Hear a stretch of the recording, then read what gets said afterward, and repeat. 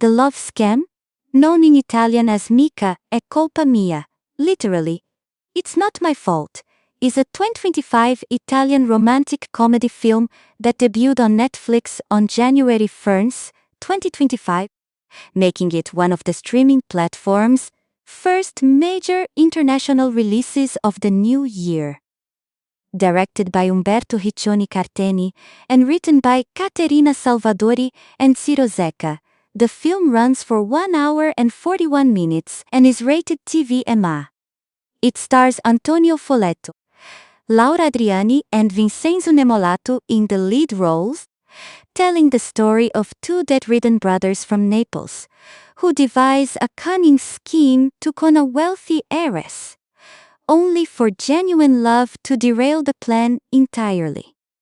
The film arrives as part of Netflix's growing investment in Italian-language content.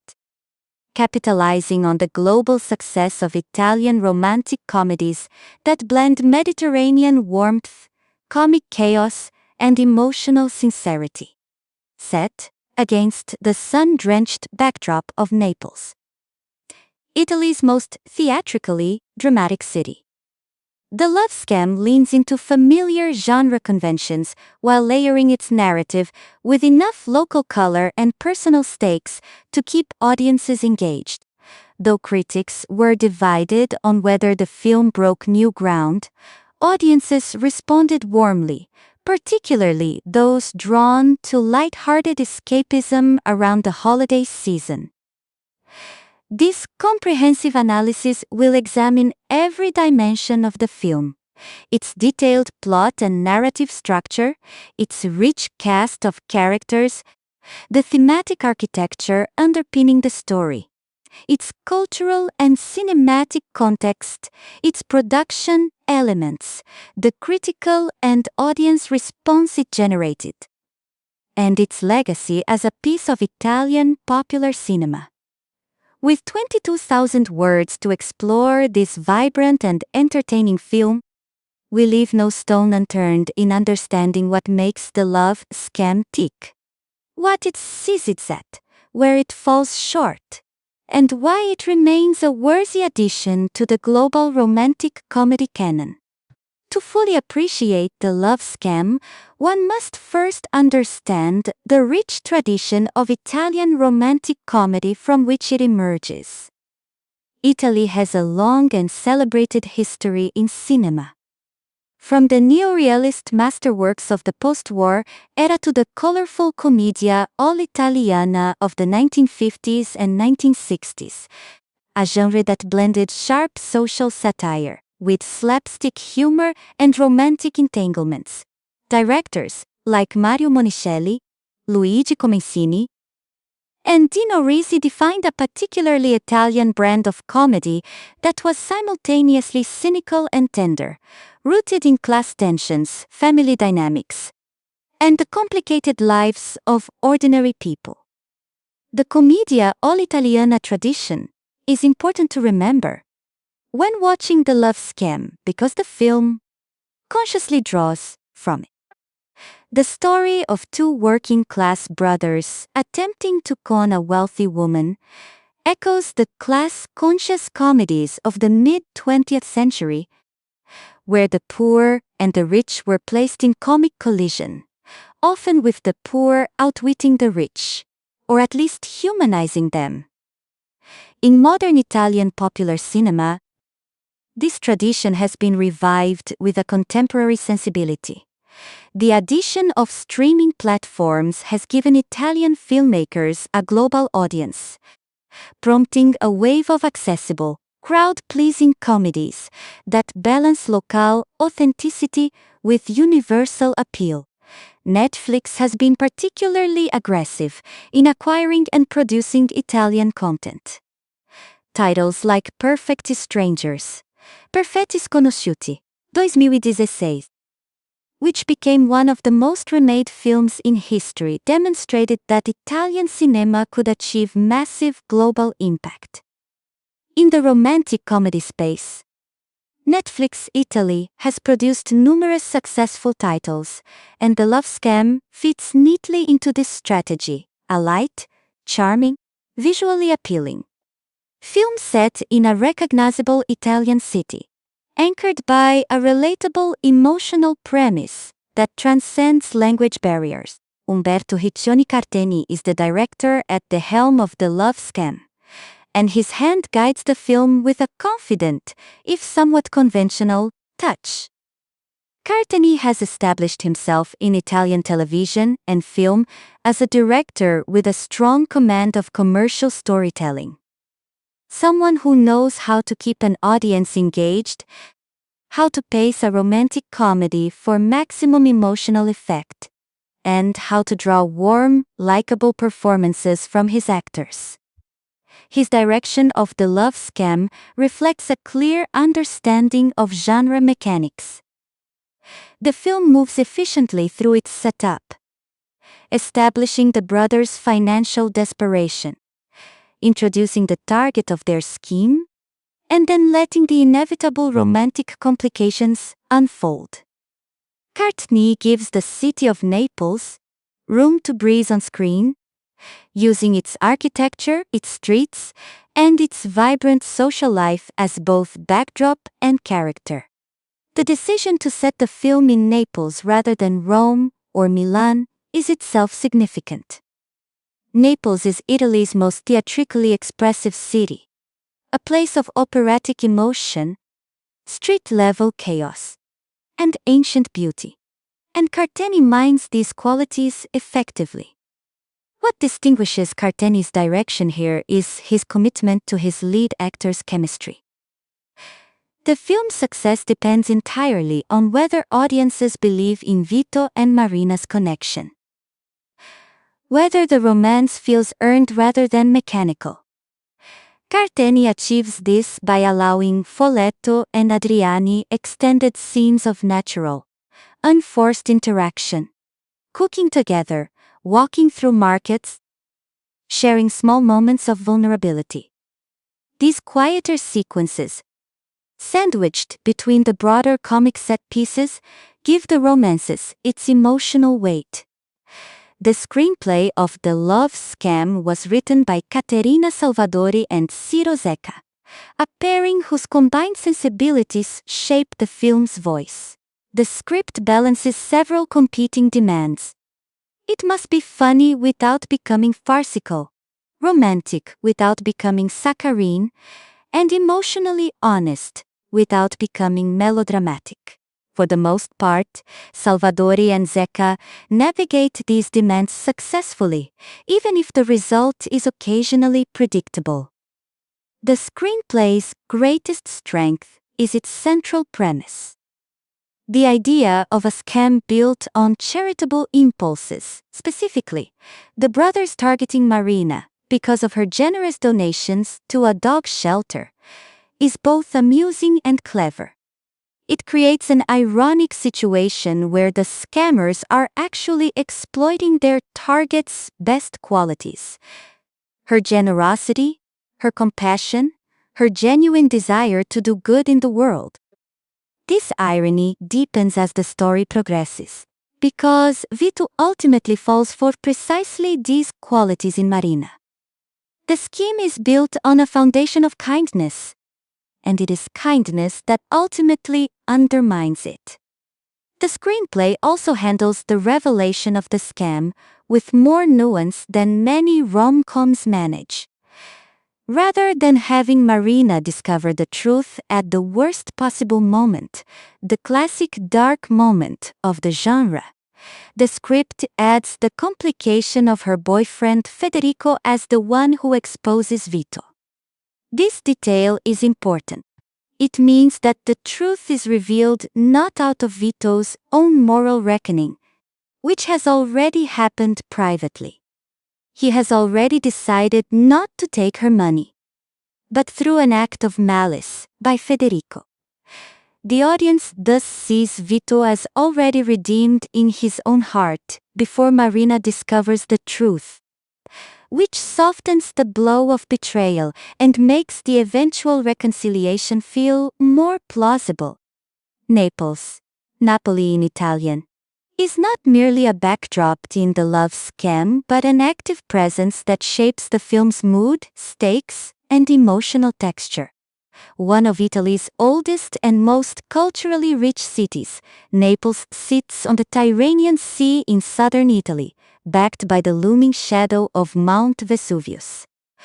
It is a city of extraordinary contrasts, extraordinary beauty alongside stark poverty, ancient culture alongside chaotic modernity, warmth and generosity alongside cunning and survival instinct. These contrasts snap directly onto the film's central themes. Vito and Antonello are products of Naples, working-class men in a city where economic opportunity has historically been scarce, where people improvise and hustle to survive, where family loyalty is the bedrock of social life. Their willingness to run a scam is not portrayed as evidence of deep moral corruption, but rather as a reflection of their environment. Naples is a city with a long tradition of furberia, cunning cleverness, the ability to find angles and shortcuts when the straight path is blocked. Marina, by contrast, arrives in this environment as an outsider, wealthy, educated, connected to the world of luxury real estate development that is quite literally threatening to demolish the brothers' home and neighborhood. Her romance with Vito thus carries an implicit class dimension. She must learn to see beyond the surface of her privileged world. And he must learn that not all wealthy people are his enemies. Naples provides the perfect arena for this mutual education with its markets and restaurants, its alleyways and piazzas, serving as sites of collision and connection between these two worlds. The film's visual treatment of Naples is loving without being touristy. Cartani shoots the city's streets with an eye for lived authenticity. The crumbling apartment buildings, the busy food markets, the cluttered domestic interiors, while also capturing its beauty in the golden light of evening, the glimmer of the sea, and the intimate warmth of small restaurants. This dual vision, Naples as a place of struggle and a place of beauty, mirrors the film's emotional duality. The story is simultaneously a comedy of errors and a genuinely tender love story. The film opens by introducing us to Vito, played by Antonio Folletto, in the midst of a job interview that initially seems to be going well. He has spent weeks distributing his resume across Naples, knocking on doors, pressing flesh, doing everything a responsible man in financial difficulty is supposed to do. The job on offer pays €800 per month plus meal vouchers, not generous, but enough to stabilize his situation. He is ready to accept. Then the interviewer asks the question that derails everything. Does he have children? Vito does. A newborn son whom he has named Napoleon, Napoleone in Italian, a name of pointed comic and historical resonance, given the city's complex relationship with Napoleonic occupation. He has no one to care for Napoleon while he works. The job requires 7 days a week, 8 in the morning to 7 in the evening. The math does not work. The job offer is withdrawn before it is ever officially made. Vito leaves empty-handed, returning to a situation that is rapidly becoming desperate. This opening sequence establishes Vito's character with elegant efficiency. He is a man trying to do the right thing, conscientious, responsible, genuinely engaged with the challenge of being a good parent. But he is being defeated by circumstances beyond his control. He is not lazy, not dishonest by nature, not indifferent. He is simply a man trapped in a system that makes no accommodation for his reality. The audience's sympathy is secured immediately, which is crucial. We need to root for Vito throughout the scam he is about to participate in, even as we recognize that what he is doing is wrong. The film then introduces Antonello, Vito's brother, played by Vincenzo Nemolato.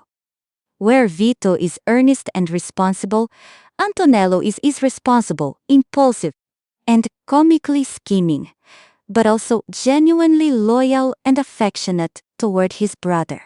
He is the instigator, the spark of chaos, the one who looks at any situation and immediately begins calculating angles.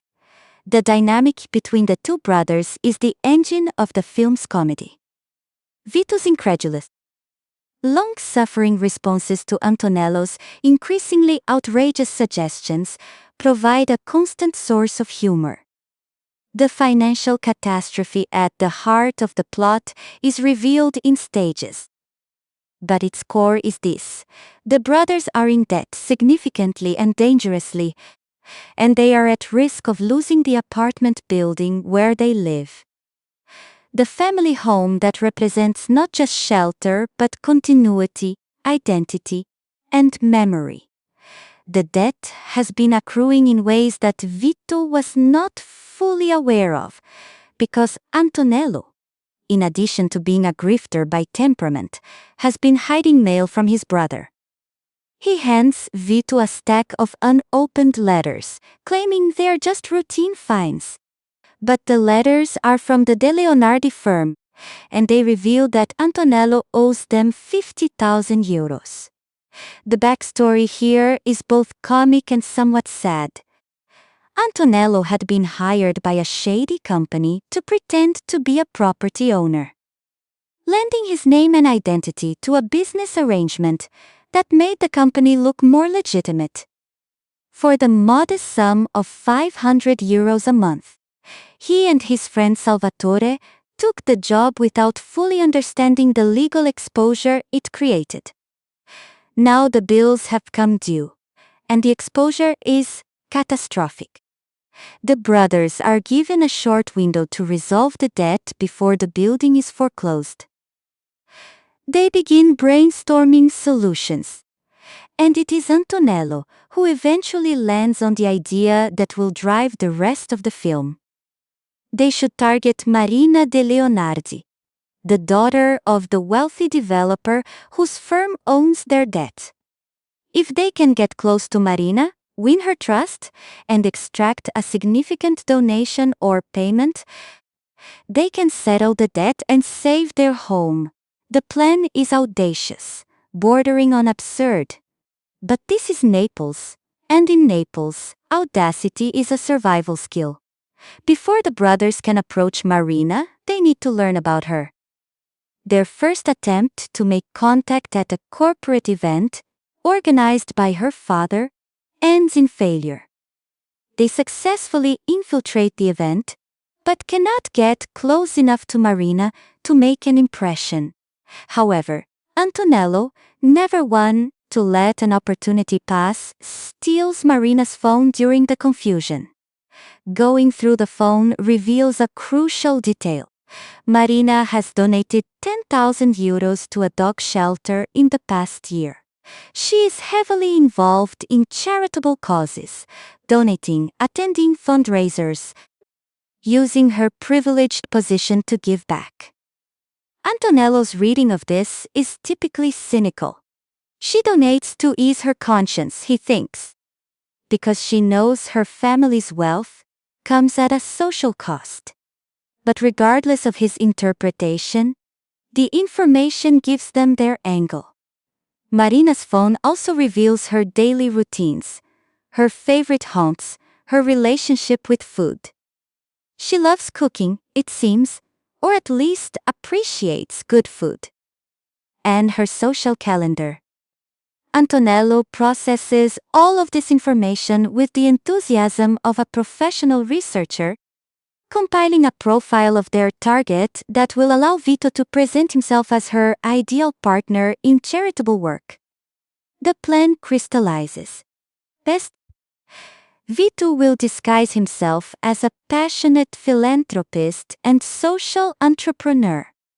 Someone who shares Marina's values, who is working on a project that requires a significant donation, who will appeal to her charitable instincts and gradually win her heart. He will call himself Carlo and present himself as a businessman with a genuine social conscience. Vito is deeply reluctant. His reluctance is not merely practical. What if it goes wrong? But moral. He does not naturally think of himself as a con artist, and the idea of manipulating a woman's emotions for money genuinely disturbs him. But the stakes are real and urgent. Losing the building means losing his home, and losing his home may well cost him custody of Napoleon in the ongoing custody case. His son's welfare is the line that pushes him across his moral threshold. The brothers' first attempt at direct contact with Marina is through an elevator. A classic romantic comedy meet-cute device, here deployed with comic awareness of its own clichédness. Antonello arranges for Vito to be trapped in a lift with Marina, giving him the opportunity to make a first impression as Carlo. The plan fails spectacularly. The conversation goes nowhere. Marina is unimpressed, and Vito's rehearsed lines fall flat. It is, as one reviewer described it, as well as a steak menu at a vegetarian convention. Plan B is more sophisticated. Using the information harvested from Marina's phone about her love of cooking, Antonello devises a scheme to invite Marina to cook for a dinner party of potential donors to Vito's fake charitable project. The dinner will serve two purposes. It will let Marina feel valued and engaged, since cooking is clearly something she loves. And it will create an intimate setting in which Vito can deepen his fake relationship with her. The wealthy donors at this dinner are, of course, entirely invented. They are Antonello's unemployed friends, dressed up in borrowed finery and coached to play the role of interested philanthropists. The restaurant venue is borrowed from Vito's boss without the boss's knowledge. The whole affair is a masterpiece of small-scale, chaotic deception, held together by Antonello's nervous energy and Vito's increasingly uncomfortable performance as Carlo. Yet the dinner is also where something real begins to happen. Marina arrives in the kitchen and cooks with genuine joy and talent. Watching her, Vito sees a different dimension of the woman he has been treating as a mark. Someone who is passionate, creative, earthy, and alive in a way that her corporate world does not allow. The food she prepares is extraordinary. The guests, fake though they are, eat with real pleasure. And in the warm chaos of the kitchen, Vito and Marina begin to talk as two people rather than as con artist and target. This scene is the turning point of the film's first act. The scam is still active, but the emotional ground has shifted. Vito is no longer simply performing. He is reacting, genuinely, to a woman who is surprising him at every turn. As the film moves through its second act, the relationship between Vito, as Carlo, and Marina deepens through a series of shared experiences that blend the manufactured, engineered by Antonello's scheming, with the authentic, generated by the genuine connection between two people who are discovering that they have more in common than their wildly different social positions would suggest.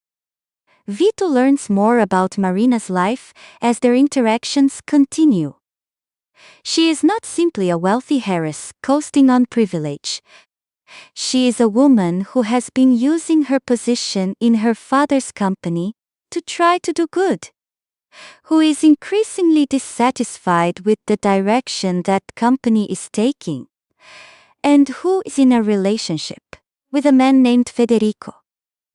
that is superficially comfortable but emotionally hollow. Federico is charming in the smooth, calculating way of a man who has never had to genuinely connect with anyone because his wealth and looks have always been sufficient currency. Marina has been with him long enough to have grown accustomed to the relationship, but not long enough to have confused familiarity with love. Into this emotional vacuum steps Vito. Earnest, awkward, genuine in ways he cannot fully suppress even when he is trying to perform Carlo. He talks about his son, carefully disguising the details but unable to hide the tenderness with which he regards the child. He reacts to Marina's cooking with unfeigned delight. He argues with her about food, about Naples, about what truly matters, and in these arguments, his real self keeps breaking through the Carlo performance. Marina, for her part, begins to experience something unfamiliar. A man who seems to see her. Not her inheritance, not her connections, not her position in her father's company, but her. Her passion for food, her generosity, her underlying dissatisfaction with a life that looks perfect from the outside but feels increasingly empty from within. The brothers' scheme continues to develop in parallel. Antonello, watching from the sidelines, is delighted by how well things seem to be going. Marina is clearly warming to Vito, and the donation they need seems within reach. But he also begins to notice that Vito is not playing the game anymore. He is living it. His brother is falling in love with the target, which is both the best possible development for the scam. She's far more likely to give money to someone she genuinely cares for, and the worst possible complication for its aftermath. Marina's boyfriend Federico has been watching the evolution of her friendship with Carlo with increasing unease. A man of Federico's disposition, accustomed to being the most important person in any room, accustomed to Marina's attention and admiration, recognizes the threat posed by another man's genuine interest in his girlfriend, even if he does not yet know the full nature of that interest. Federico's suspicions are aroused in the weeks following the dinner party. He notices Marina's preoccupation, her new enthusiasm, her references to Carlo, and his charitable work. He notices a chef's hat from the charity event among Marina's belongings. He is not the type of man to confront things directly. That would require an emotional honesty he does not possess. So instead, he begins to investigate quietly and strategically. Meanwhile, the brothers' scheme has escalated. In order to maintain the fiction of Carlo's philanthropic project and keep Marina's interest, they organize a charity dinner event, a fundraiser for their fake organization that Marina agrees to help cook for. The event is another elaborate production of borrowed props, coached participants, and anxious improvisation. But it is also, from Marina's perspective, a genuinely moving occasion. She cooks beautiful food. She meets people who seem to care about the causes she cares about. And she spends an evening feeling purposeful and connected in ways her life with Federico rarely provides. It is at this charity event that Federico makes his decisive move. Having traced Vito's real identity and discovered that Carlo is not a philanthropist but a working-class man from the same building that his company is targeting for demolition, he waits for the right moment to expose everything. The fundraiser fails to raise the money Marina had hoped for, partly due to the manufactured nature of the guests and events. And in the aftermath of this disappointment, Federico confronts Marina with what he has discovered. The exposure is brutal in the way that only betrayals that are also confirmations of one's worst fears can be. Marina had allowed herself to believe in Carlo, in the idea that a man could be genuinely interested in her for herself, not for her wealth or connections. She had let her guard down, shared things she does not normally share, opened herself emotionally. And now she discovers that the entire relationship was constructed on a foundation of lies. That Carlo does not exist. That the man she was falling for had been planning all along to extract money from her. What Marina cannot yet know, cannot know in this moment of acute pain, is that Vito had already privately decided not to go through with the scam. Before Federico's exposure, Vito had recorded a voice message for Antonello, in which he confessed that he could not accept Marina's money, that he had fallen genuinely in love with her, and that the deception had to end. He recognized in Marina a woman who, despite the surface differences of their lives, understood something essential about what mattered.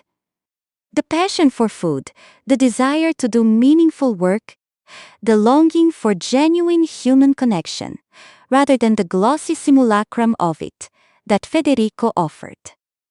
But Marina does not know any of this yet. She only knows the version of events that Federico has presented to her, that she was targeted, researched, and manipulated by a man who identified her charitable impulses as a vulnerability to be exploited. The pain of this realization is intensified by her anger, and her anger is deepened by her awareness that her feelings were real, that she was actually falling for this man, that what she thought was reciprocal emotional intimacy was, from his side, professional performance. She confronts Vito directly. He cannot meet her eyes. His apology, "I'm sorry, I had no other choice," is genuine but inadequate. And he knows it. He tries to explain, but Marina cuts him off. She tells him never to contact her again, and drives away with Federico. Here the film introduces a crucial structural element that elevates it above a simple love triangle romantic comedy. The revelation of Federico as the true villain of the piece. While Vito's scam was motivated by desperation and ultimately abandoned out of love, Federico's schemes are motivated purely by greed and have been operating for far longer and with far more devastating consequences. Federico, it emerges, has been engineering the demolition of the brothers' building, and likely many others like it. Through a systematic and criminal scheme, he has been deliberately causing structural problems in targeted buildings. Plumbing failures, cracks in walls, apparent leaks, all manufactured to give the impression that the buildings are structurally unsound and on the verge of collapse. He has bribed city officials to certify these false assessments, then used this manufactured evidence to pressure residents into selling their homes at a fraction of market value. Having driven down the prices through this combination of manufactured crisis and official corruption, Federico's company, which has deep connections to the De Leonardi firm, purchases the properties cheaply, then demolishes them and replaces them with luxury hotels. Through this scheme, he has pocketed 3 million euros. The brothers' building is simply the latest target in a long-running criminal enterprise. When Vito confronts Marina about this, initially, perhaps still partly motivated by his personal stake in the building, but increasingly motivated by a genuine sense that Marina deserves to know the truth about the man she is with, Marina begins to investigate. She has access to the De Leonardi company's files, to financial records, to documentation that reveals the pattern of Federico's behavior. What she finds is damning. Federico's response, when confronted, is to deny everything and attempt to shift the blame, claiming that the signatures on the incriminating documents are not his but Marina's. This is a calculated move. By implicating Marina, he transforms her from a witness into a co-accused, creating a situation where she has as much incentive to stay silent as he does to hide the truth. It is a moment that reveals Federico's character completely. He is not merely a greedy man but a predatory one, entirely willing to destroy Marina to protect himself. Faced with Federico's attempt to frame her, Marina finds herself with an unlikely set of allies: Vito, Antonello, and the community of residents in the building that Federico is trying to demolish. The three of them, the scam artist, the heiress, and the irrepressible younger brother, form an improbable team, pooling their different resources and skills to expose Federico's scheme and stop the demolition. This section of the film is where the romantic comedy gives way briefly to something closer to a caper or thriller, a tonal shift that not all viewers found entirely comfortable, but which the screenplay handles with reasonable dexterity. The stakes are concrete and urgent. The demolition crew is literally arriving to tear down the building, and the window to stop them is closing. Vito, Antonello, and Marina must work together to gather evidence, confront the right people, and make their case before it is too late. The climax arrives at the building itself, with the demolition crew already in position and the machinery ready to begin work. At the last moment, Marina's father arrives. He is a man who has been presented throughout the film as the distant, powerful figure at the head of the De Leonardi empire. The one whose money Marina has access to, whose business decisions determine the fate of buildings and neighborhoods. But he is also, as this moment reveals, a man of fundamental decency who had no knowledge of the extent of Federico's criminal manipulation. Marina's father stops the demolition. He hands the keys back to Vito and Antonello. He has calculated, correctly, that if Federico's scheme proceeds and is later exposed, which it now surely will be, the resulting legal investigation and scandal will destroy the De Leonardi company's reputation and potentially drive it into bankruptcy. Better to absorb the loss of this particular project and sever ties with Federico than to continue down a criminal path. His decision is pragmatic as much as it is moral, but the result is the same. The building is saved. With the external crisis resolved, the film moves to its emotional resolution. Marina has processed the truth about both Vito and Federico. One deceived her for money but ultimately chose love over profit. The other presented himself as a partner but was willing to destroy her to protect his criminal enterprise. The moral calculus is clear. Even if the emotional hurt of Vito's deception has not fully healed, Marina decides to step away from her father's company. Having uncovered Federico's crimes and having spent the last weeks in Vito's world, in the kitchens and markets of Naples, in the warm chaos of working-class life, she has reconnected with something she had abandoned. Her genuine passion for cooking, her desire for a life defined by real things rather than by real estate transactions and corporate maneuvering.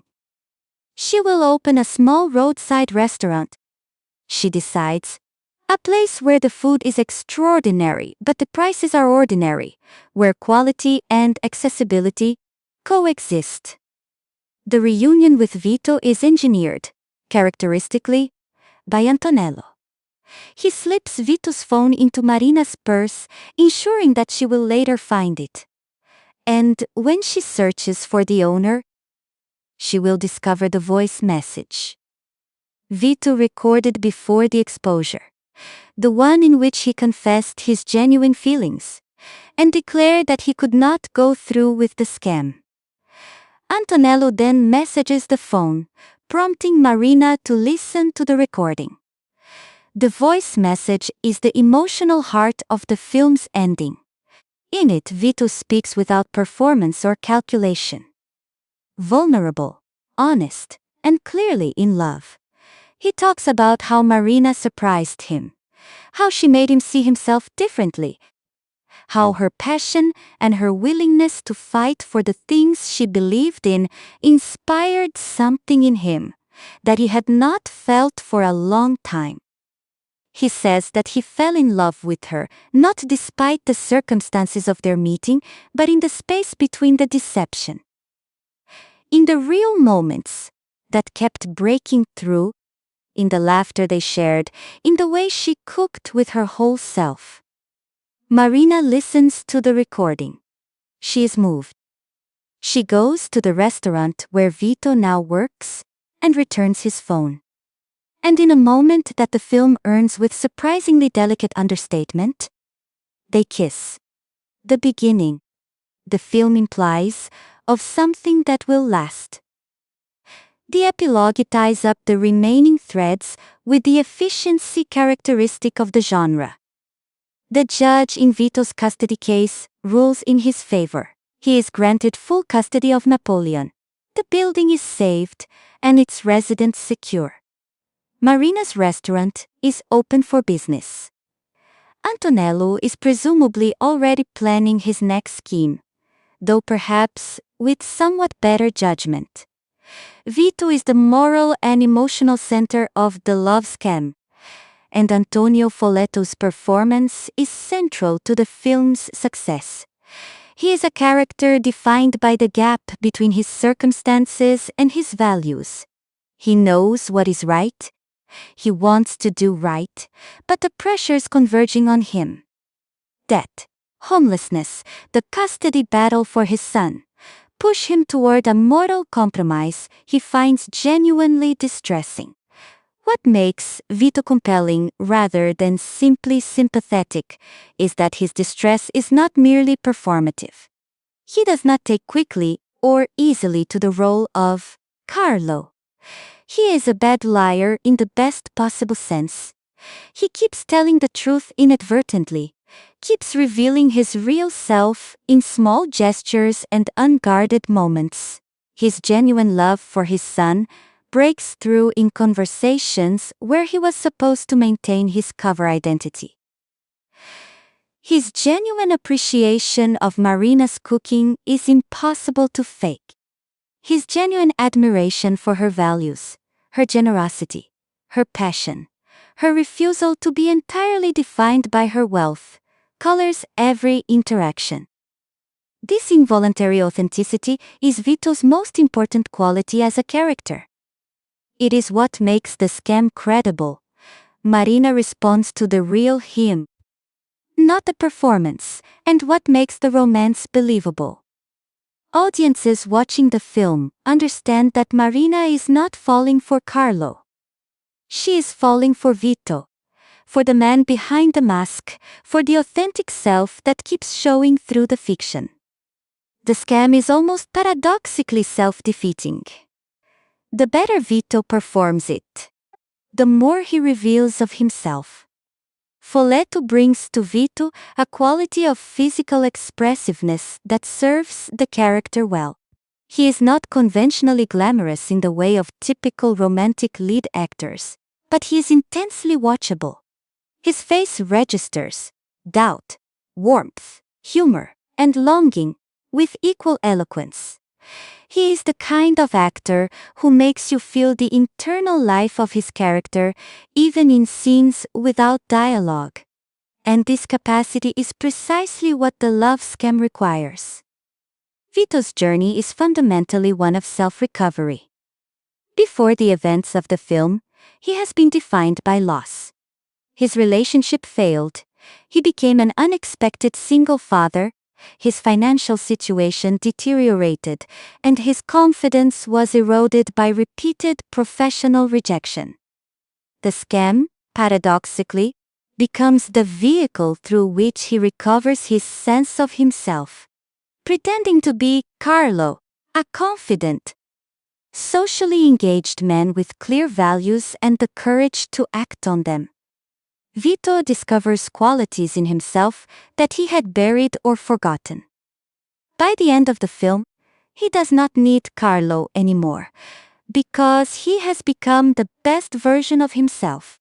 Marina de Leonardi, played by Laura Adriani, could easily have been a passive figure, the wealthy target, the prize to be won, the heiress whose money solves everyone's problems. The screenplay and Adriani's performance wisely resist this reduction, creating instead a character with her own interiority, her own dissatisfactions, and her own journey of self-discovery. Marina's defining quality is the tension between the life she lives and the life she wants. She has grown up in wealth and privilege, has taken a position in her father's company, and has aligned herself, in the form of Federico, with the kind of man that her social world validates. Polished, successful, self-assured. But she is not fulfilled. Her charity work is not merely a salve for guilt, as Antonello cynically assumes, but a genuine expression of values that sit uncomfortably alongside her position in the De Leonardi empire. She wants to do good in the world. Her family's business often does the opposite. Her love of cooking is the most intimate expression of this tension. Cooking is direct, honest, immediate. You put something in the pot, you transform it, you nourish people. It is the opposite of real estate development, which transforms neighborhoods and communities in ways that are often harmful and always irreversible. When Marina cooks, she is not the daughter of a property developer. She is just a woman with skills, passion, and the capacity to create something beautiful and useful. The scenes in which Marina cooks are among the most genuinely joyful in the film, and Adriani plays them with a physicality and ease that feels entirely natural. Her relationship with Federico is illuminated by contrast with her relationship with Vito. With Federico, she is polished, contained, performing a role. With Vito, with the man she knows as Carlo, she is herself, animated, argumentative, surprising. She laughs differently with him. She takes risks she would not take in her normal life. She lets herself be moved by things. And when the scam is exposed and that emotional openness is revealed to have been exploited, the pain is proportional to how much she had allowed herself to feel. Yet Marina's response to the exposure reveals her strength rather than her weakness. She does not simply retreat into victimhood or freeze in injured dignity. She investigates Federico's crimes. She confronts him. She sides with the people he was trying to displace. She takes action, and in taking action she proves, to herself as much as to Vito, that her values are not merely decorative but operational. The Marina who opens a roadside restaurant at the end of the film is not the Marina who was being scammed at the beginning. She is someone who has been clarified by the experience, stripped of some comfortable illusions but left with something truer and more solid. If Vito is the moral center and Marina is the emotional compass of the love scam, Antonello is its engine of chaos. And, ultimately, its most irreplaceable character. Vincenzo Nemolato's performance, as the younger brother, is a masterclass in comic support. He is funny without undermining the film's emotional stakes, problematic without being unredeemable, and fundamentally lovable despite, or because of his spectacular irresponsibility. Antonello is the one who got them into this mess, and he is also, in the end, the one who gets them out of it. His idea to steal Marina's phone and use the information on it to construct the scam is morally dubious, but cinematically irresistible.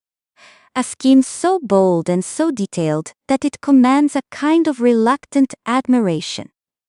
His stage management of the fake dinner party, coaching his unemployed friends to play wealthy philanthropists, borrowing the restaurant without permission, watching events unfold with the anxiety of a first-time theater director, is the film's funniest extended sequence.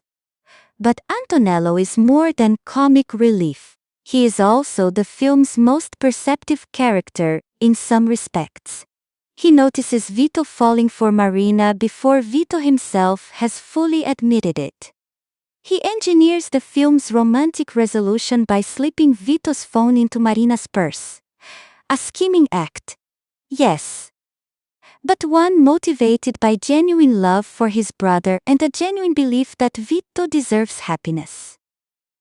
His final act of manipulation is the one that makes everything right, which is satisfyingly appropriate for a character whose entire function in the film has been to manipulate situations for his own benefit. Nemolato brings enormous physical energy to the role. He is constantly in motion, constantly scheming, constantly reacting with exaggerated alarm or delight to the developments around him. His comic timing is exceptional. There is a rhythm to his performance that makes even his simplest moments of comic business feel precisely calibrated. Federico functions as the film's villain, but he is a villain of a particular type. The kind whose villainy is not cartoonish but recognizable, rooted in the real world of money, power, and the casual dehumanization of those who have less. He is not plotting world domination. He is running a real estate scam that makes him millions at the expense of working-class families who lose their homes. What makes Federico dramatically interesting is the irony of his position relative to Vito. Vito runs a small, desperate scam to save his home and keep his son. Federico runs a large, systematic scam to make himself richer than he already is. Vito is caught and confesses, overcome by guilt and love. Federico, when caught, denies everything and attempts to frame the woman he claims to love.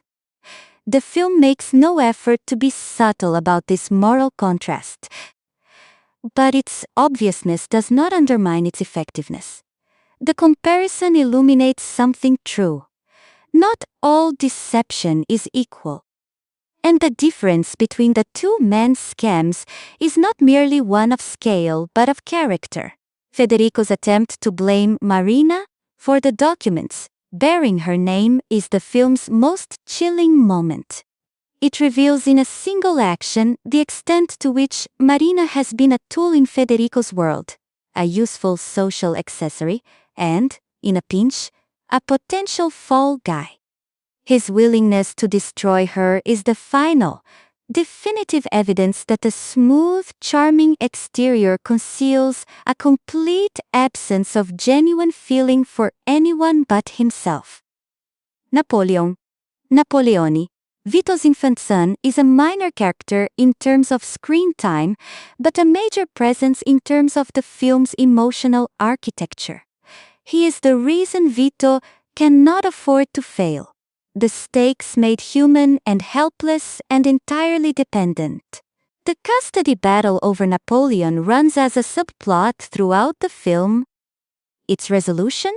Full custody awarded to Vito, providing the final flourish of the ending. The choice to name the baby Napoleon is a lovely piece of character detail. In Naples, the name carries a weight of historical and cultural meaning. Napoleon Bonaparte conquered Naples.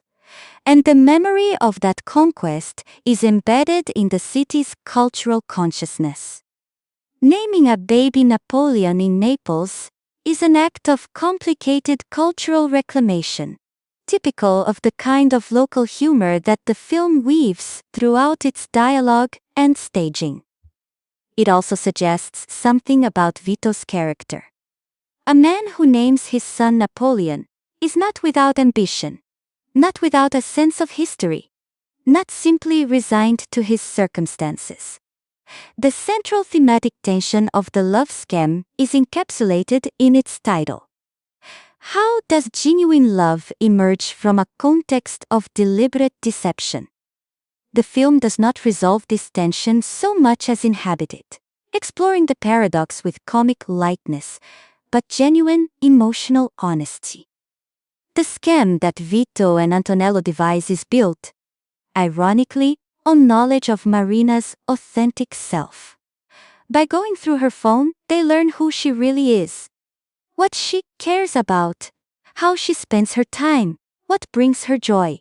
Vito then approaches her not with generic romantic strategies, but with specific attention to her actual values and interests. In a sense, the scam works not because Vito is a good liar, but because Marina is responding to something real. Her own values and interests reflected back at her by someone paying close attention. This creates a philosophical puzzle that the film takes seriously. Can love born in deception be genuine? The film's answer is a qualified yes. But only if the deception is, at its core, a kind of radical attentiveness. Vito falls in love with Marina precisely because he has been paying such close attention to who she is. Because his performance required him to truly understand and engage with her inner life. The deception was the occasion for genuine understanding, and genuine understanding is the foundation of genuine love. The film also argues, through Marina's arc, that love is not simply about the circumstances of its origin, but about its orientation and its honesty in the present. Marina's question is not, was this real from the beginning? She knows the beginning was manufactured, but is this real now? The voice message Vito leaves is the evidence she needs to answer yes. In his words, unperformed and unwitnessed, she hears the truth of what their connection had become. Running beneath the romantic comedy surface of The Love Scam is a sharper thematic current concerning class and economic inequality in contemporary Italy. Vito and Antonello are working-class men in a city with high unemployment, where 50,000 euros in debt is an insurmountable catastrophe, and a job paying 800 euros a month is considered a prize. Marina, by contrast, donates 10,000 euros to a dog shelter as a matter of routine. A single charitable impulse costing more than Vito could earn in a year. The film handles this disparity with a light touch, but it never lets the audience forget that it exists. The brothers' building, the physical embodiment of their precarious position in Naples, is being targeted by Federico's company, precisely because working-class properties are vulnerable to the kind of manufactured crisis he engineers. The city officials he bribes are part of a system in which those with money and connections can determine the fate of those without. The brothers' scam is audacious, partly because it is an attempt to access, through deception, since no legitimate means are available to them, the resources of a world that has systematically denied them access. Marina's journey complicates the film's class analysis in productive ways. She is not simply a representative of the exploiting class. She is someone whose wealth has been generated through processes she did not choose, and whose values have often put her in conflict with those processes. Her decision to step away from the company and open a modest restaurant is not merely a romantic gesture toward Vito's world. It is an attempt to align her daily practice with her actual values, to find a way of working that generates rather than destroys. Another significant theme running through The Love Scam is the relationship between performance and authenticity. The question of whether we can ever know what is real about another person, and whether the person we present to the world in calculated, curated form can ever be more or less true than the person revealed under pressure. Vito performs Carlo throughout the film's second act, but his performance is constantly leaking his real self. The mask is permeable, worn thin by genuine emotion. By contrast, Federico performs genuine partner throughout the film. His smoothness, his attentiveness, his apparent devotion to Marina, and his performance is flawless right up until the moment it is no longer useful. He never leaks, his mask never slips, and this, the film suggests, is the more disturbing form of performance. Not the clumsy deception of love's emergence, but the perfectly calibrated simulation of love in the service of self-interest. Marina herself is engaged in a kind of performance throughout the film's first act, performing the role of the dutiful daughter, the responsible partner, the controlled executive. Her cooking, messy, passionate, fully embodied, is the space where she stops performing, and it is notable that it is in this space where her real connection with Vito begins. The kitchen becomes a site of mutual authenticity in a film full of deliberate fictions. Throughout The Love Scam, family is consistently presented as the film's deepest value, the bedrock beneath all the scheming and romance. The brothers' bond with each other is the most stable relationship in the film. They argue constantly, they exasperate each other. Antonello puts them in impossible situations through his irresponsibility, but their love for each other is never in question. Vito's love for Napoleon is the moral absolute of the film, the thing he cannot compromise on, the stake that justifies his compromise on everything else. Marina's family is presented as more complicated. Her father has been absent in the sense that matters most, present in the company but not in her emotional life, authoritative but not attentive. His arrival at the building to stop the demolition is his first genuinely paternal act in the film, an intervention that puts his daughter's well-being above his business interests. That says, in action, if not in words, that some things matter more than money. The film ends with families reconstituted and extended. Vito has full custody of Napoleon. Marina steps away from a corporate family that was failing her values. The brothers' building, which is, among other things, a physical form of family, is saved. And the new family implied by Vito and Marina's reunion is one constituted not by blood or money, but by shared values, mutual recognition, and the honest acknowledgement of both parties' flaws.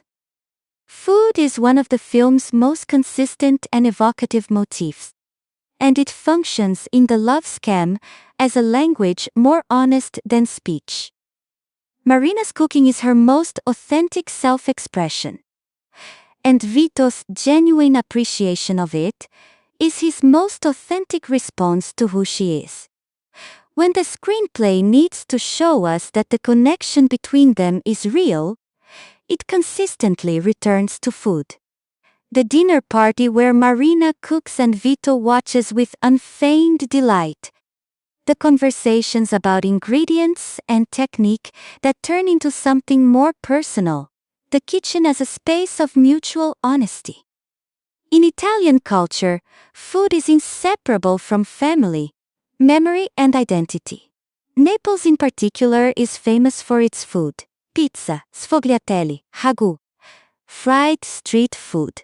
And the film uses these associations to situate its characters within a specific cultural context.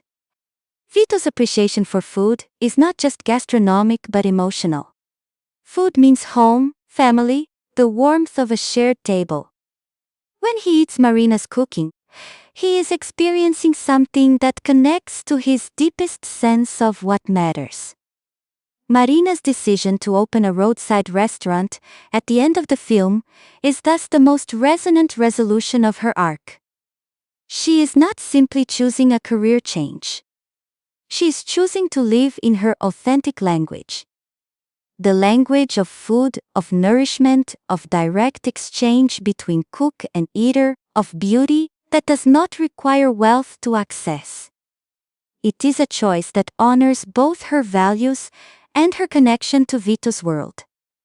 Umberto Riccioni Carteni's direction of the love scam is assured and efficient, if rarely surprising. He makes smart use of Naples' visual richness, framing the city's contrasts. Ornate Baroque churches beside crumbling apartment blocks, luxury vehicles navigating medieval alleyways, as visual metaphors for the film's central tension between wealth and poverty, performance and authenticity. The film is shot in warm tones that reflect the Mediterranean light of Naples, giving even the more cramped and humble settings a quality of golden warmth. Interior scenes, particularly those in the kitchen during the dinner party and later in the restaurant, are shot with an intimate close-up style that reflects the personal stakes of these spaces. We are inside characters' private worlds when we are inside these rooms. The film's pacing is generally brisk, appropriate for a romantic comedy of its length and ambitions. Carteni knows when to let a scene breathe for emotional effect, and when to keep things moving to maintain comedic momentum. The slower scenes, the genuine conversations between Vito and Marina, the moments where Vito is alone with his doubts, are given enough space to register emotionally without dragging the film's overall rhythm. The success of the love scam depends more than anything else on the chemistry between Antonio Folletto and Laura Adriani. And they deliver. Their dynamic has a lived quality, a sense of two people discovering each other in real time. That gives the film's romance its credibility. Folletto's Vito is expressive and immediate. Adriani's Marina is more contained but equally alive. Their scenes together have a natural push-pull quality, an energy generated by two people who are genuinely surprising each other. Vincenzo Nemolato as Antonello provides a perfect comic counterweight to the romantic leads. His energy is higher. His comic timing more overtly theatrical. His physical expressiveness more exaggerated. All of which serves the film's tonal balance, allowing Folletto and Adriani to play their scenes with relative naturalism while Nemolato handles the broader comedy. The three leads work together as an ensemble with the ease of actors who have done their work and found the rhythms of their characters. The supporting performances, particularly Roberto De Francesco as Marina's father, are solid and effective. De Francesco brings quiet authority to a role that has relatively little screen time, but must do significant work when it appears. His arrival at the building to stop the demolition must feel both plausible and emotionally resonant. And he achieves this through underplayed gravitas. Italian romantic comedies have a long tradition of using music with considerable emotional ambition, and the love scam continues this tradition. The film's score blends the musical traditions of Naples. Melancholic Neapolitan song, energetic street music, with more contemporary pop elements, creating a sonic landscape that is distinctly local while remaining accessible to international audiences. The use of existing Neapolitan music in the film is particularly effective, grounding the story in its cultural context through sound as well as image. When the streets of Naples appear on screen, accompanied by music that has echoed through those streets for centuries, the city's historical depth is invoked without the film having to stop and explain itself. The Love Scam received a mixed critical response, with reviewers generally acknowledging its charm and the strength of its performances, while noting its predictability and adherence to genre conventions. On Rotten Tomatoes, the film's consensus reflects this ambivalence. It is a pleasant, reasonably entertaining romantic comedy that does not transcend its genre but executes its genre pleasures competently. Several critics noted the film's reliance on familiar romantic comedy tropes. The meet-cute, the growing relationship, the inevitable exposure, the reconciliation. These are not necessarily criticisms in the context of genre filmmaking, where the pleasure often lies precisely in the familiar story told with fresh execution, but they do reflect a general sense that the love scam does not take significant risks. It knows what it is and is content to be it. More pointed criticism was directed at the film's treatment of the stalking elements early in the story. The brothers following Marina, stealing her phone, and using the information to engineer their scam. Some reviewers found the film's romantic normalization of these behaviors problematic, arguing that by treating surveillance and manipulation as the amusing starting point of a love story, it romanticized conduct that would be deeply disturbing in reality.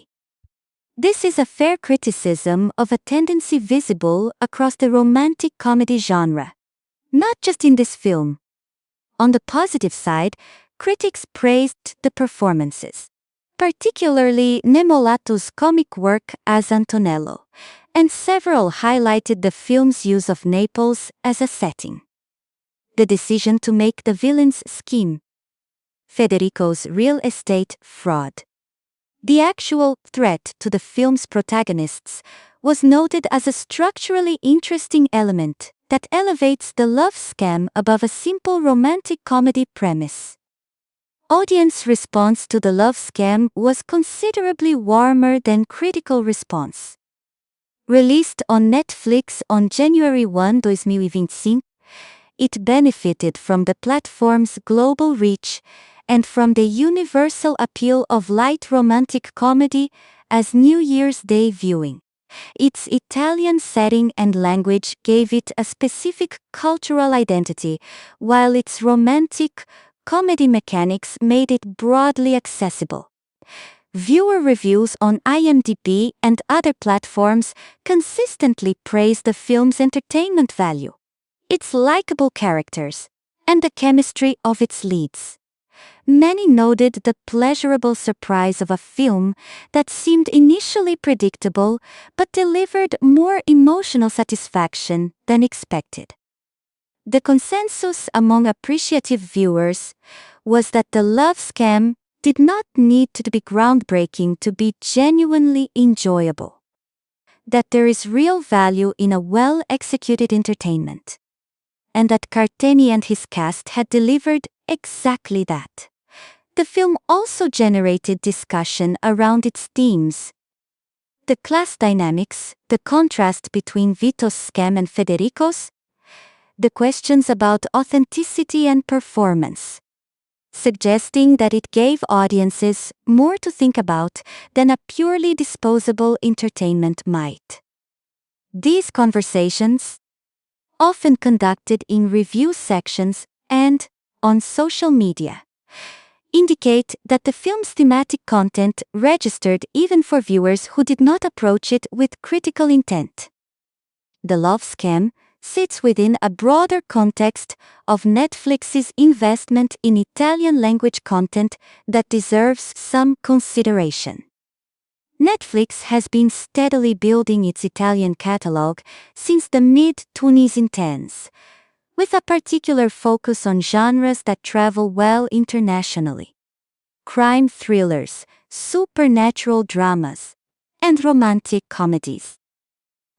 The success of Italian productions on the platform, from the drama series Suburra to the romantic comedy Love and Gelato, has demonstrated that Italian content can achieve significant international viewership when made accessible through quality production values and genre-savvy storytelling.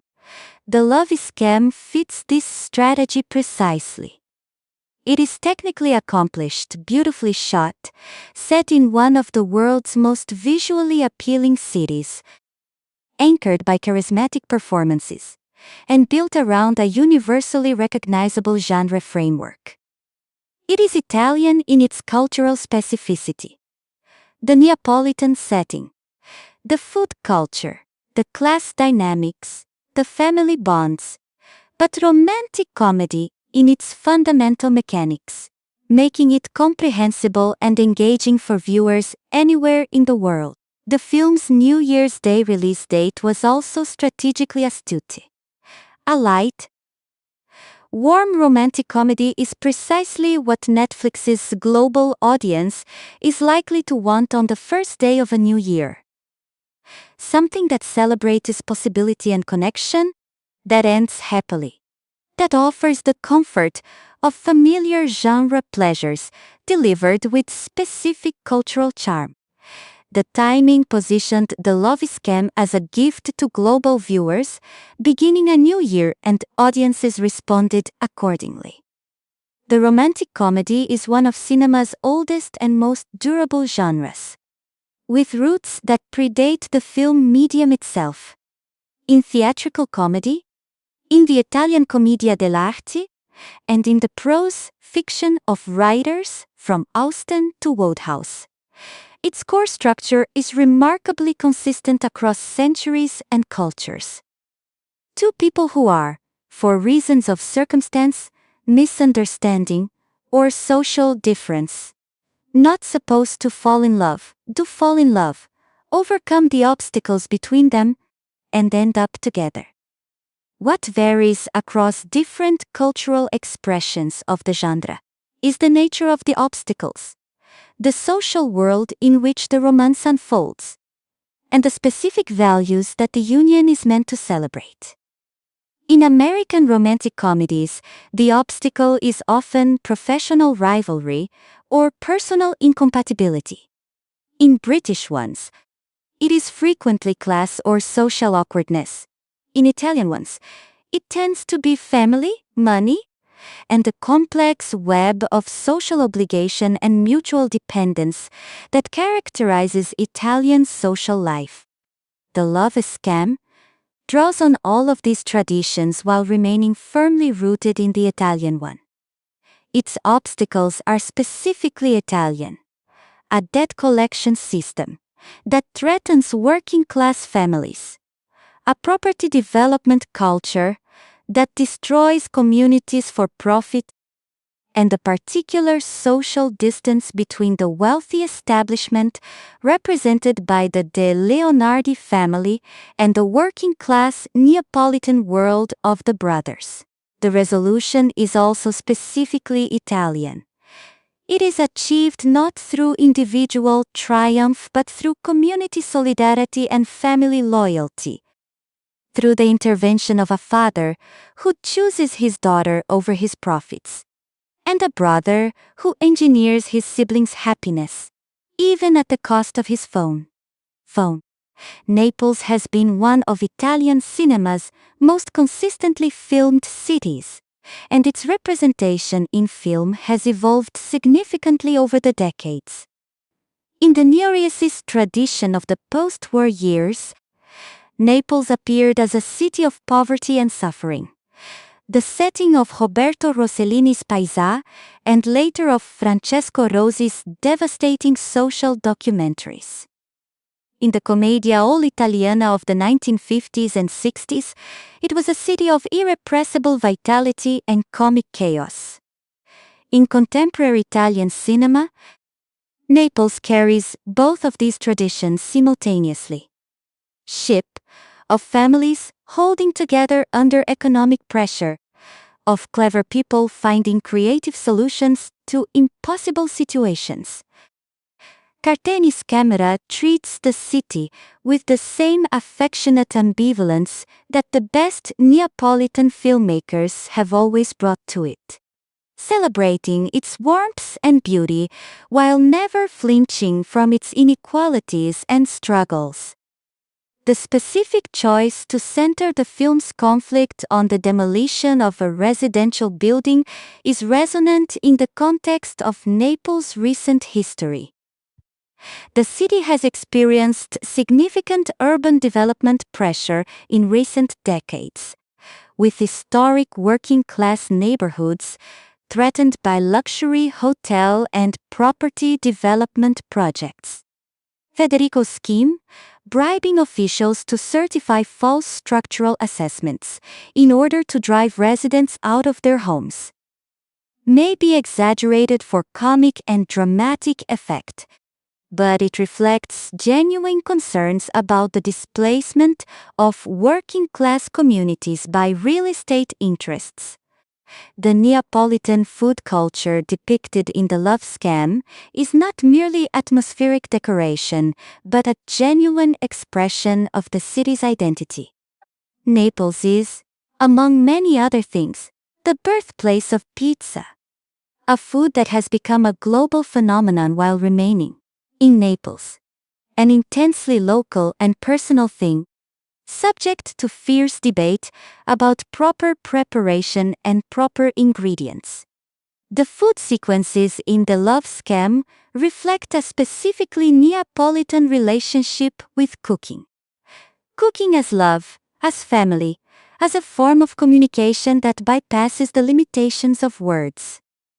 When Marina cooks for the fake dinner party, she is expressing something about herself that she cannot easily articulate in conversation. Her generosity, her craft, her desire to nourish and delight. Vito's recognition of this, his ability to receive what she is giving, to taste it, and appreciate it, and let it move him, is one of the film's most eloquent depictions of genuine connection. Marina's decision to open a roadside restaurant at the film's conclusion is also specifically resonant in Neapolitan terms. The Frigitoria, the small, unpretentious frying shop, and the trattoria, the modest family restaurant, are among Naples' most beloved institutions. Places where extraordinary food is available, without extraordinary expense, where the quality of what is cooked matters far more than the prestige of the setting.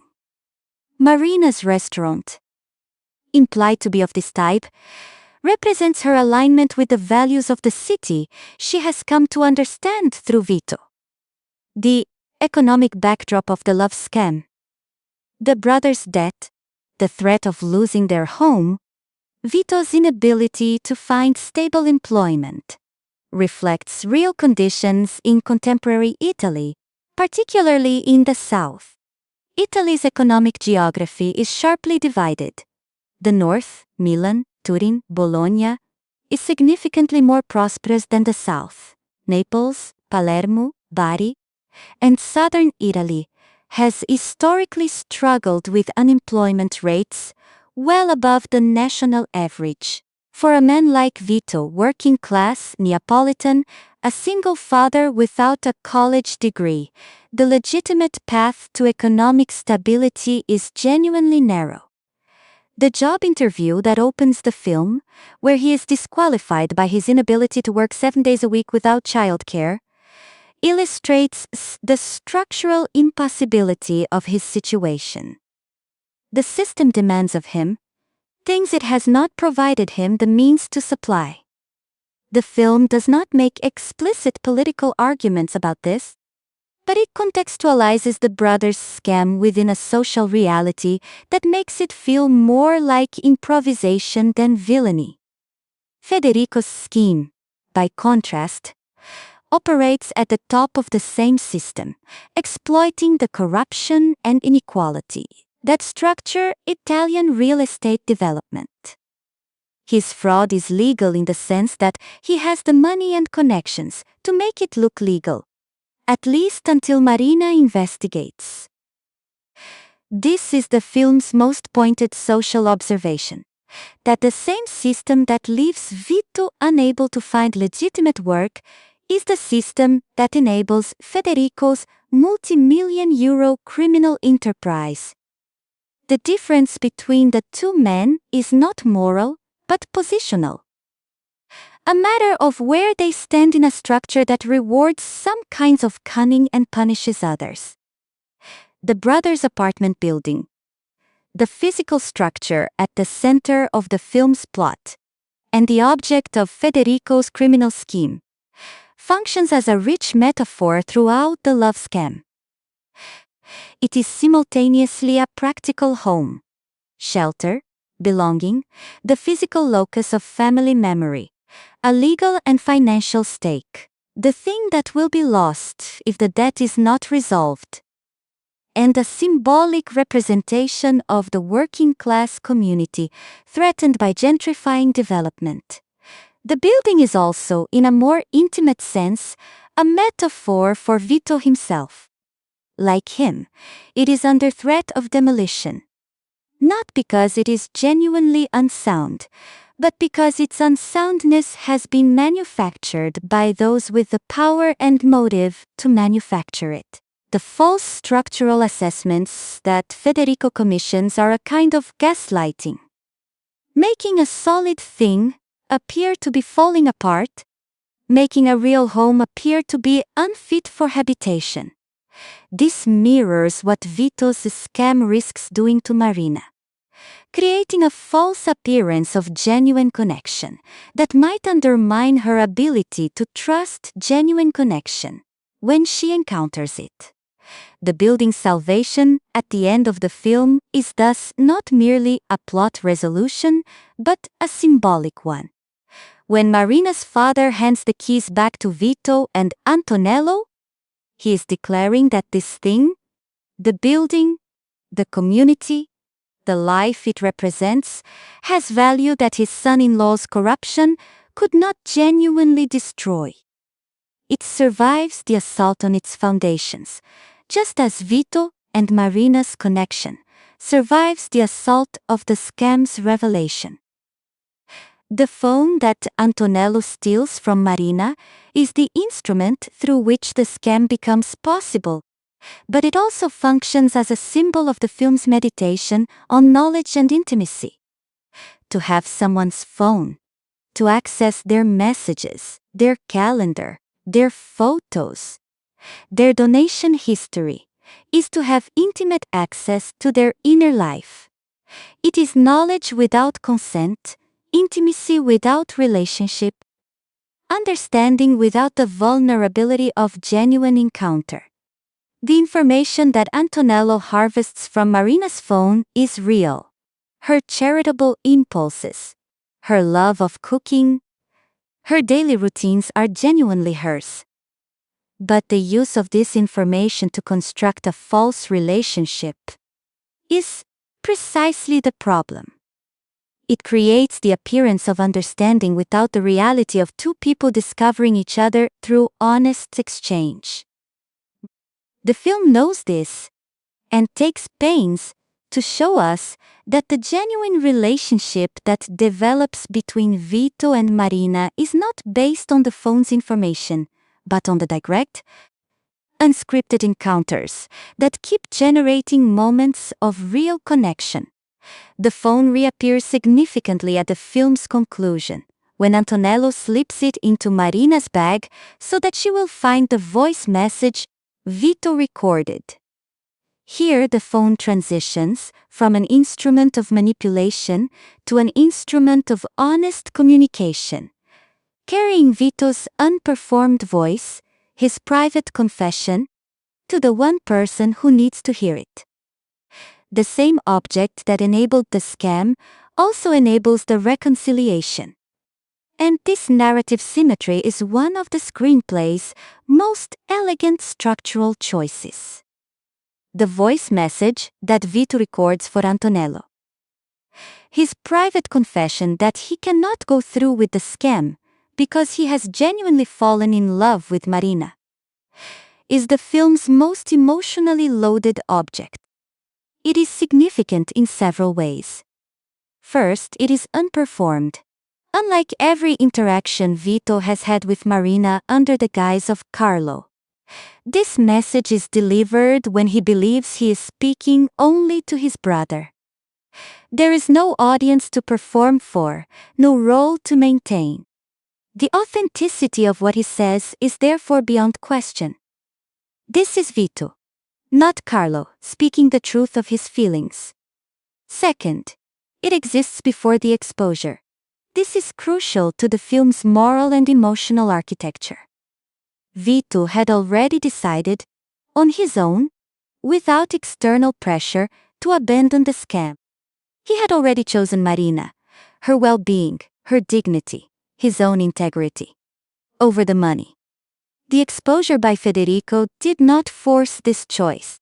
It only made his private decision public in the most painful way possible. Third, it is preserved.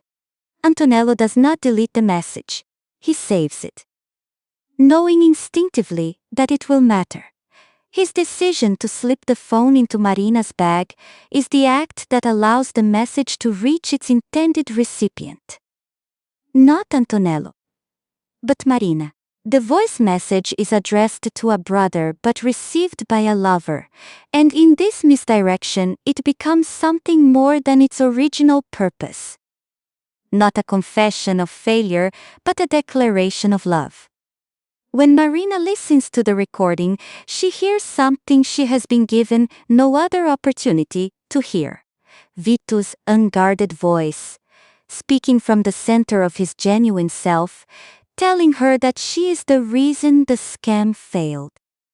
This is the evidence she needs that what passed between them was not entirely manufactured. That the real thing grew up inside the fake one, like a flower growing through a crack in concrete. The love scam participates in a tradition of romantic comedies built on premises of deception or hidden identity. A tradition with a remarkably long pedigree in both literature and cinema. The deception as the occasion for genuine love plot is as old as Twelfth Night, and as recent as She's All That, or 10 Things I Hate About You. In Italian cinema specifically, the tradition includes classics like Matrimonio all'italiana, marriage Italian style, and extends to contemporary romantic comedies like Che bella giornata and Come un gatto in tangenziali. What distinguishes the love scam from its predecessors is its particular investment in the moral psychology of its male lead. Vito is not merely a man who happens to be running a scam. He is a man whose scam reveals his actual character, both its weaknesses. He is capable of deception under sufficient pressure, and its strengths. He is incapable of sustained deception when genuine love intervenes. This psychological specificity gives the familiar premise a freshness that keeps the film engaging, even when its plot developments are entirely predictable. Compared to recent American romantic comedies, which have often struggled to find the right tonal balance between ironic self-awareness and emotional sincerity. The love scam has the advantage of a cultural tradition that is entirely comfortable with genuine feeling. Italian popular culture does not require its romantic comedies to wink at their own sentimentality. It allows the emotion to be direct and unashamed.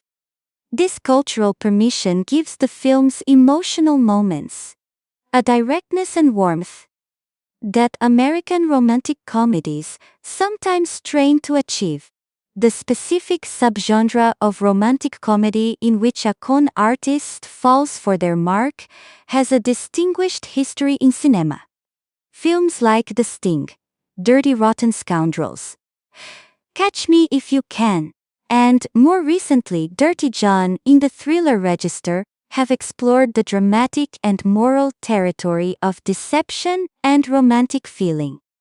In the specifically romantic comedy mode, films like How to Lose a Guy in 10 Days, where a journalist pretends to be a bad girlfriend to write an article, and Wedding Crashers, where two men gate crash weddings to meet women, explore similar territory of manufactured romantic premises colliding with genuine feeling.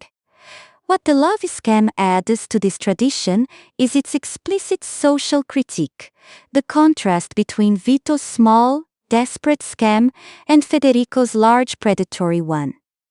Most films in this subgenre are content to treat the deception as a purely personal matter between the con artist and the mark, with the social context providing color rather than content. The Love Scam insists that personal deception does not exist in a vacuum, that the world in which people are driven to such extremes is itself morally implicated, and that the genuine villain is not the man who lies to survive, but the man who lies to profit. For all its genre-conventional plotting and its refusal to challenge its audience with anything particularly difficult or surprising, The Love Scam achieves something genuinely valuable. It is a warm, well-crafted, emotionally sincere entertainment that makes its audience feel good without making them feel manipulated. This is harder than it sounds. Many romantic comedies achieve the warm feeling through sentiment that has not been earned. Through musical swells and manufactured reunions that bypass the emotional work that genuine connection requires. The Love Scam does the work. The film earns its happy ending through the consistent development of its characters' relationship. Each scene between Vito and Marina adds something. A new understanding, a moment of genuine surprise, a layer of emotional depth that makes the eventual rupture and reconciliation feel proportionate to what was built. The scam is not a convenient plot device dropped onto a generic romance. It is the specific condition under which a specific relationship develops. And the film never lets us forget either the condition or the specificity. The film also earns its social observations. The critique of Federico's real estate fraud, embedded in what is primarily a romantic comedy, lands not as a heavy-handed political message, but as a natural development of the story's logic. Because we have spent the film understanding what the building means to the brothers, what the neighborhood means to its community, and what the loss of it would cost people who cannot afford the cost, Federico's scheme feels genuinely threatening rather than abstractly villainous. The social stakes are made personal before they are made political. In the broader context of Italian popular cinema, The Love Scam represents a competent and charming example of a genre that Italy has historically produced with distinctive flair. It will likely not be remembered as a landmark film, but it demonstrates that Italian romantic comedy continues to evolve and find audiences, that the genre's roots in commedia all'italiana remain vital, and that new filmmakers can draw on those roots to produce work that is both commercially viable and culturally specific. The film's success on Netflix its global accessibility and its warm audience reception also demonstrates something important about the current state of Italian popular cinema: that there is a worldwide appetite for Italian stories, Italian settings, Italian ways of being emotional and funny and alive. The international success of Italian content on streaming platforms is creating new possibilities for Italian filmmakers, allowing them to make work that is uncompromisingly local while reaching audiences who may never visit Naples, but who recognize in its stories something of their own lives. The struggle of families under economic pressure. The search for genuine connection in a world full of performance. The stubborn persistence of love in unlikely circumstances. The Love Scam is, at its heart, a film about what happens when deception becomes the occasion for truth. It does not pretend that deception is acceptable. Vito's scheme is clearly wrong, and the film holds him accountable for it. But it also recognizes that human beings are complicated, that moral failures and genuine loves can coexist, and that the question of what is real in a relationship is not always answered by how the relationship began. The film's title points to its central irony. The love in the Love Scam is, in the end, the only thing that was not a scam. The charity project was fake, the identity of Carlo was fake, the dinner party guests were fake, the donor outreach was fake. But the moment when Vito watched Marina cook and felt something shift in him, that was real. The moment when Marina laughed at something Vito said and felt, for the first time in a long time, entirely present, that was real. The voice message, recorded alone, witnessed by no one, addressed to the wrong person, that was real. The scam failed because reality kept happening inside it. And in the Naples of the Love Scam, noisy, chaotic, beautiful, full of the irreducible vitality of people who know how to live. Reality is always more powerful than the fictions we construct to manage it.